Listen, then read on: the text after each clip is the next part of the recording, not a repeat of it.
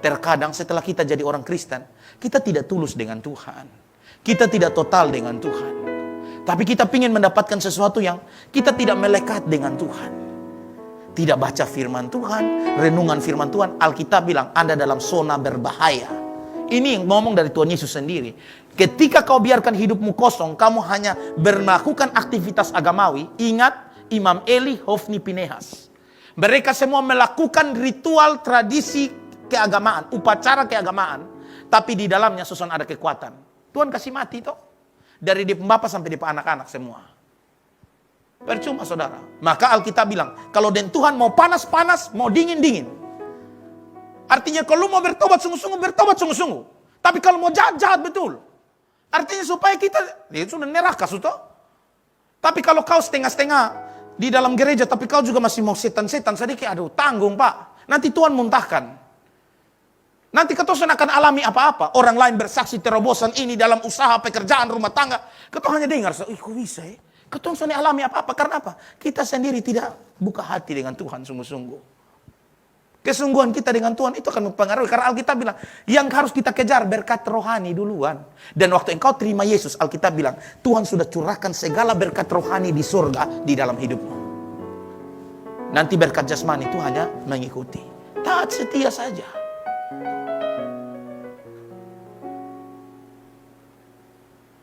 Dua hari yang lalu saya tidur-tidur. Tiba-tiba salah satu jemaat kontak.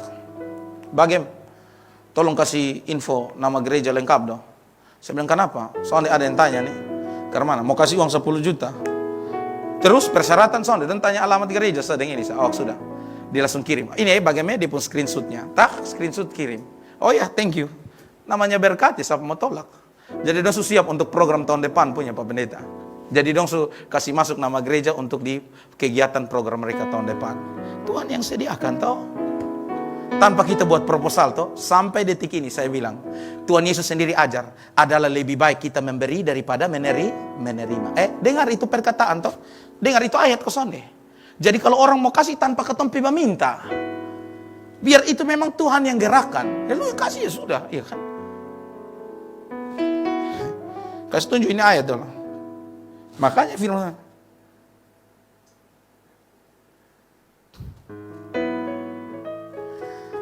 di dalam sebentar Kisah Para Rasul. Ini teladan betul Paulus bilang.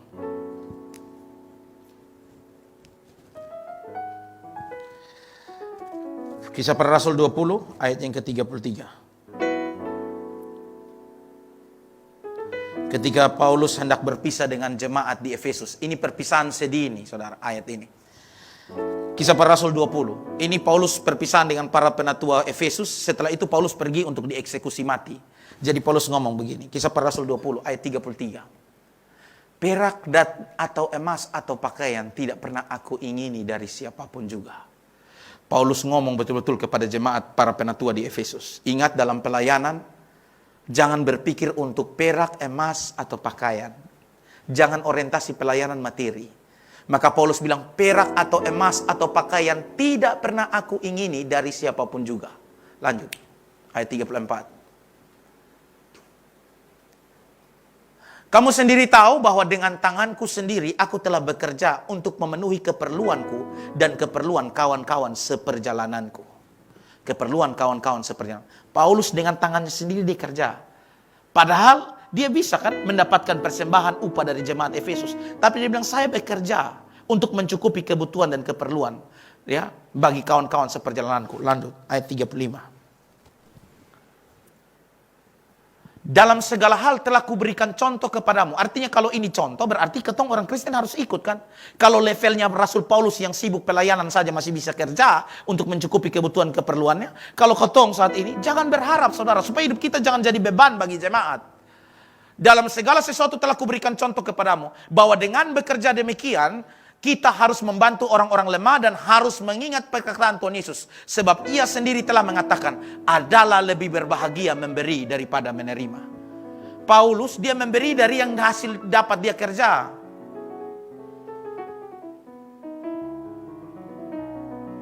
Maka saudara, saya orang kalau melayani dan dia hanya minta-minta, saudara, saya berpikir ini bagaimana ya?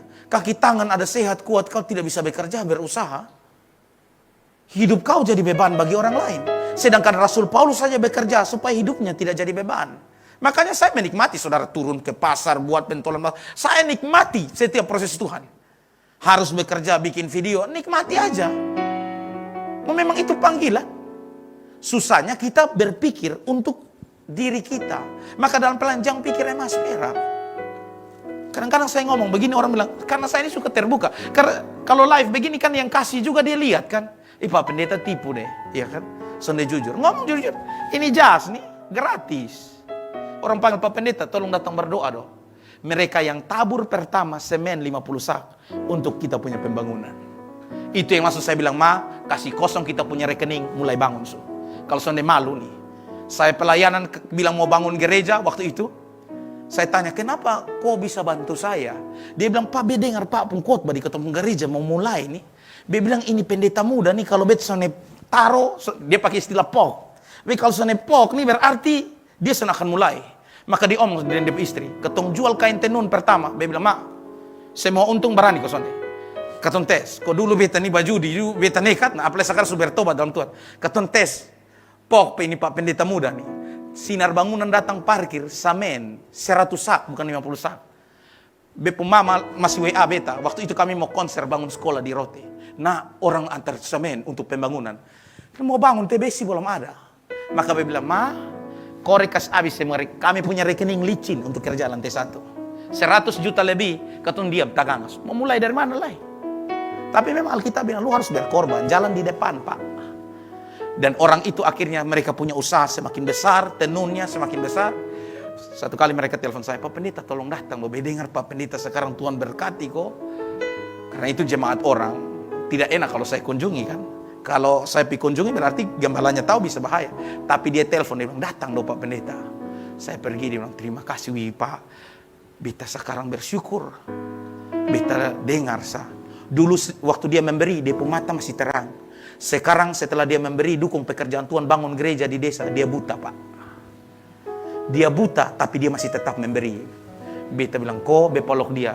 Tuhan soalnya pernah salah. Beta sempat sedih Pak Pendeta. Beta kecewa dengan Tuhan. Beta tabur banyak Pak Pendeta. Beta bahkan soalnya tanggung-tanggung, soalnya hitung-hitungan dengan Tuhan. Beta bangun gereja. Beta tanggung gereja utuh di desa. Ada beberapa beta pi. Waktu beta cari kain tenun di desa, beli ada pendeta susah, beta bawa. Tapi apa terjadi? Tuhan bikin beta buta Pak Pendeta. Beta langsung palok. Saya ngomong firman Tuhan kok. Terkadang ketong sudah mengerti jalan-jalan Tuhan. Tapi kalau bagi Tuhan, Tuhan mau pakai orang yang susah sekalipun. Janda miskin, dia bisa kasih seluruh. Janda miskin kasih 2 peser, dia keluar dari bait Allah, dia susah tahu mau makan apa. Dia janda miskin tuh, makanya Tuhan Yesus bilang begini, dari semua yang memberi, coba kalian lihat. Siapa yang paling besar? Orang kaya, lu di rekening 100 juta, kasih 1 juta, sana ada ngaruh. Engkau tidak perlu berdoa juga, makan ada kok. Iya kan? Uang ada. Tapi janda miskin itu, dia taruh 2 peser di kotak persembahan. Dia keluar dari bait Allah, dia susah tahu mau makan apa. Makanya Tuhan Yesus bilang, dari semua memberi yang paling besar, janda itu. Karena semua yang dia punya, dia kasih. Artinya begitu dia keluar dari bait Allah, dia tahu kalau dia dapat makan, itu hanya Tuhan yang pelihara hidupnya. Maka waktu kemarin saya pelayanan di Momere, saya duduk sharing dengan Ibu Pendeta. Ibu Pendeta bilang, Pak Pendeta, bahayanya kita sekarang. Saya terberkati Pak Pendeta punya kesaksian. Pak Pendeta bilang terberkati dengan saya punya kesaksian. Waktu kami masih di pos pelayanan. Untuk supaya bisa penuhi gaji pun, saya harus jualan RW keliling. Sekarang jadi ujian.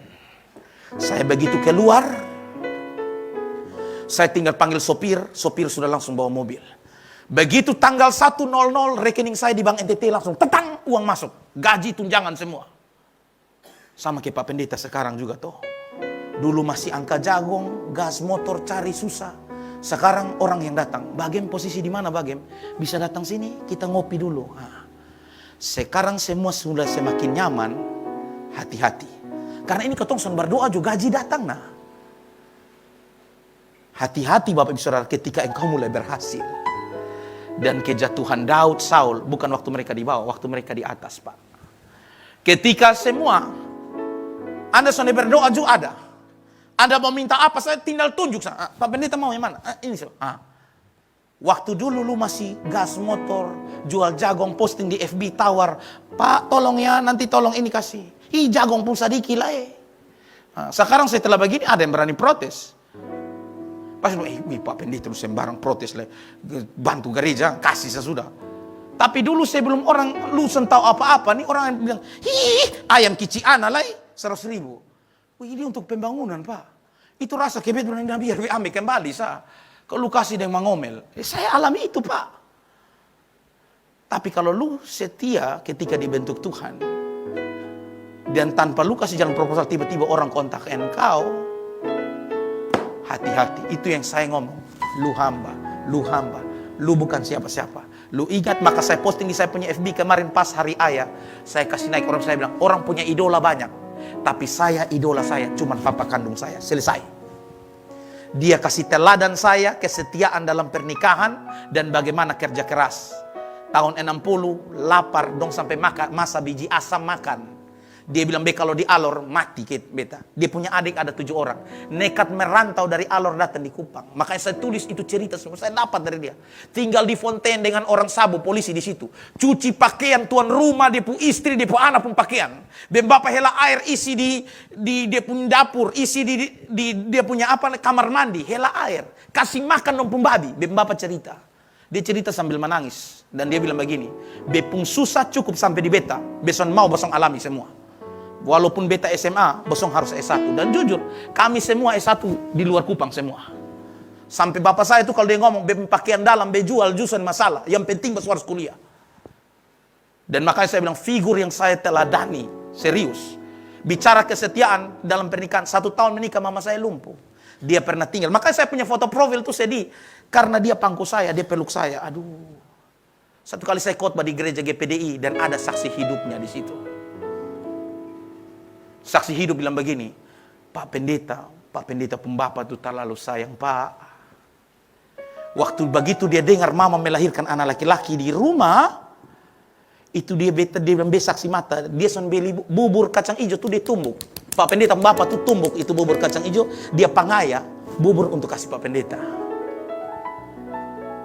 Waktu tahu bahwa dia anak laki, dan waktu itu bapak dan mama langsung nasar, biar tak dapat anak laki-laki, dia harus melayani Tuhan. Karena dokter sularang mama saya tidak boleh mengandung karena lumpuh. Makanya dia bilang, beta belajar keteladanan, soalnya perlu omong banyak. Beta langsung lihat praktik hidup. Dan akhirnya saya ngomong sama kakak saya, semua kebaikan hari ini kami anak, mantu, cucu alami. Karena kami punya orang tua yang cinta Tuhan. Itu selesai. Itu Alkitab bilang. Kalau ketong setia, isi hidup hari hidup ketong dengan firman Tuhan. Terlalu indah. Datang miskin melarat dari Alor. Saking karena dia bilang, ini mati nih. Dia bilang, kalau ketong tetap di Alor, dia bilang, ini pasti melarat. Karena adik-adik harus bantu orang tua. Datang merantau di sini. Beliau rencana mau lanjut Surabaya, Jakarta. Tapi uang susah ada. Akhirnya di Kupang. Tumbuk biji asam, makan saudara. Tahun 60-an.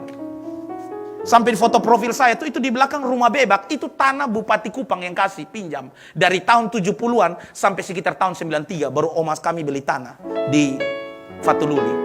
Itu yang buat saya itu selalu ingat. Lu miskin, melarat, lu susah. Ingat, kalau hari ini kau ditolong Tuhan, itu karena Tuhan semata-mata. Maka saya langsung ganti itu foto profil. Papa saya peluk saya.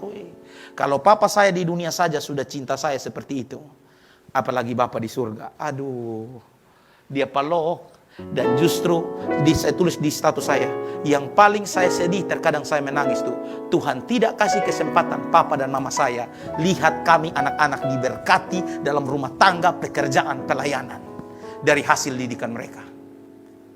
Kalau ketong cinta Tuhan, Bapak Ibu Saudara, Tuhan tidak pernah berhutang, dia bilang. Tuhan tidak pernah berhutang. Bapak mama hari ini rajin setia gereja, tidak peduli ekonomi engkau susah hari ini. Saya berdiri bersaksi, papa saya merantau ke Kupang tidak punya apa-apa. Sebidang tanah pun tidak ada. Tanah, kalau tidak salah Bupati Paula Rihi yang kasih. Kasih itu tanah di Tode itu pinjam di samping kali. Bangun itu rumah bebak yang ada di foto profil saya. Kenapa saya ingat itu dan saya langsung upload supaya saya tahu diri, saudara. Karena kadang-kadang ketika Tuhan angkat kita nih, kita lupa. Dulu nih kita ada dalam lompor nih. Tapi begitu sekarang Anda turun mobil, orang buka, Pak Pendeta Shalom. Pak mau apa Pak? Hati-hati antara artis dengan hamba. Kalau tidak, lu akan rusak, Pak, di tengah jalan. Maka jangan biarkan kekosongan hidupmu tanpa engkau isi firman Tuhan. Karena firman Tuhan itu yang ingatkan kita supaya kita rendah hati, tetap takut Tuhan, cinta Tuhan. Mazmur 119 ayat 9. Firman itu akan membersihkan kita secara rohani. Maka harus baca firman. Mazmur 119 ayat 9. Firman Tuhan berkata, dengan apakah seorang muda mempertahankan kelakuannya bersih? Dengan menjaganya sesuai dengan firman-Mu. Yohanes 15 ayat 3 berkata, kamu memang sudah bersih karena firman yang telah kukatakan kepadamu. Dari sini kita belajar, kita lihat juga di dalam Efesus pasal 5 ayat 25 sampai 26. Hai suami, kasihilah istrimu sebagaimana Kristus telah mengasihi jemaat dan telah menyerahkan dirinya baginya untuk menguduskannya sesudah ia menyucikan dengan memandikannya dengan air dan firman. Jadi firman itu akan menyucikan kita, membuat kita hidup benar, membuat kita hidup di dalam takut akan Tuhan.